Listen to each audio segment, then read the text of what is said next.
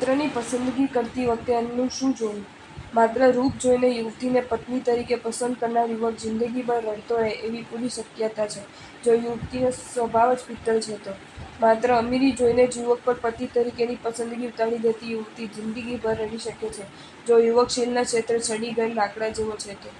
માત્ર વાકપટુતાના આધારે જ વ્યક્તિને પૈસા ધીરનાર વેપારીને કાયમ માટે પૈસા માટે નાહી નાખવાનું બને એવી પૂરી શક્યતા છે. જો એ વ્યક્તિ કપટી અને દંભી છે તો.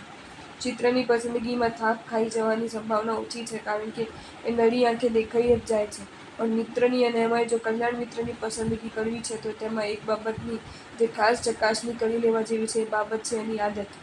કારણ જેવી આદત એવી દાનત. એ ન્યાય ગલત આદતોવાળા મિત્ર મનમાં ગંદી દાનત લઈને બેઠો છે અને ગંદી આદત અને ગંદી દાનત જીવનને પતનની ગર્તામાં ધકેલીને જ રહે છે. સાવધાન!